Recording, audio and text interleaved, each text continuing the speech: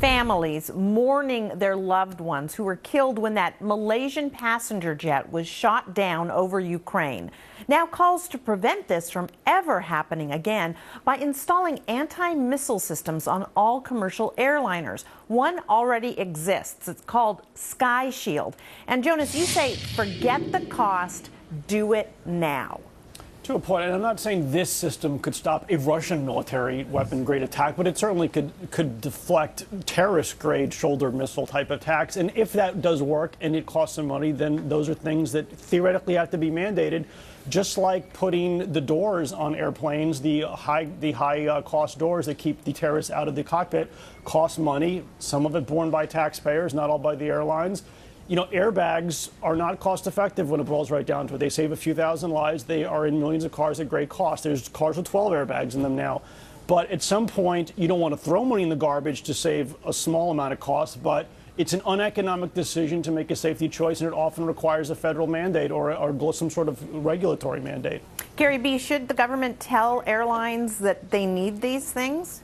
No, I don't even agree that the government should mandate airbags. I'm sorry to say. I think that should be the customer's choice. If you want an ultra-safe car, for example, willing to stop, missiles and bullets and stuff like that, like the president rides around in, you should be able to purchase that car. Other people are willing to say, the odds of my car or plane being hit by a terrorist missile are so slim, I don't want to pay the extra for the ticket price. So I think that should be up for the airlines and the customer to decide. Okay, Tracy, though, it's very hard to watch the pictures of this carnage, of this tragedy, and think that maybe if there's some way we could prevent another one, we should. We talk here all the time about how much money is wasted on silly things like turtle farms and saving some salmon fish somewhere else. Like, this maybe should really be discussed. The government's pretty much only job is to keep us safe. And if something like this could do that, why not investigate the cost of it and see if it's worth it? I think taxpayers would agree if even the ticket price had to go up a slight amount, might be worth it at the end of the day, as opposed to, whacking me with the cost of a $6 cookie. Jessica, what do you think?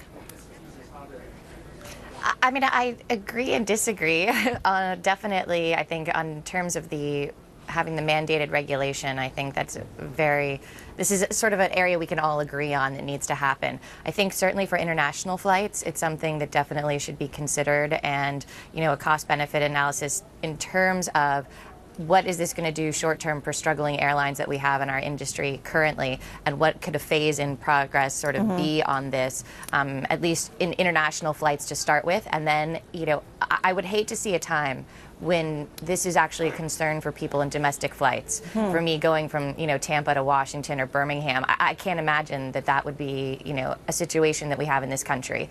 I mean, heaven forbid. Yeah, that's assuming we don't have terrorists here. But, John, missile defense which shields. We know that we do. Okay, go ahead. John, do you think these make sense? Yes, I do. Look what happens about 30 years ago when we first started having people put on seatbelts. I remember with a lot of people in West Texas thinking this was one of the silliest things I'd ever heard. I wouldn't dream of getting in a car now, especially in the front seat, without a seatbelt. Remember we first started hearing about the Israeli Airlines, the extra security, the secure cockpit door, the guard that was on the plane. We now have air marshals. We now have that door secured in our own planes. The one thing that I would disagree with, if it is a government mandate, and I don't have a problem with that, is I don't believe the government should pay for it. I fly 3 to 4 days a week. I am the one that there's a lot of millions of others that is responsible for this security problem that's going on. That should be passed on to me and to other flyers in the form of some type of tax or some type of increase in ticket prices. Okay, I'm sorry. Thank you, guys. And of course, our thoughts and prayers are with all the families and loved ones who are grieving over the MH17 tragedy.